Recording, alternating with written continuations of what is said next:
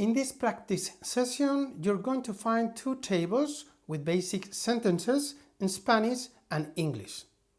You have two options to make the best use of them. You can stop the video and try to pronounce every single sentence in Spanish and then listen to the video and compare it with your pronunciation, repeating the process with the two tables. Or you can stop the video, try to pronounce the first sentence in Spanish, check it with the video, and repeat the process one by one. Por favor. Please. Gracias. Thank you. De nada. You're welcome. Perdone. Excuse me. Lo siento. I'm sorry. Buenos días. Good morning. Buenas tardes. Good afternoon.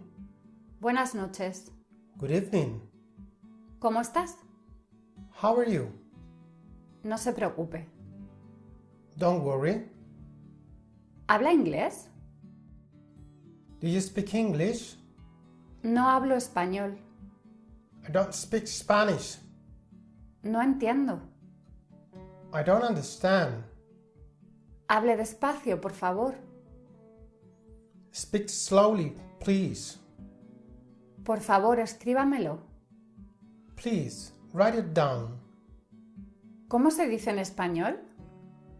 How do you say that in Spanish? ¿Me lo puede deletrear? Could you spell that for me? M-A-R-I-A.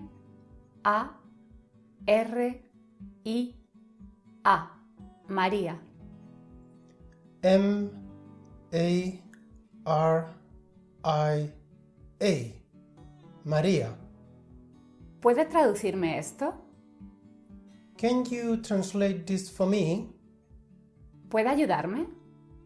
Can you help me?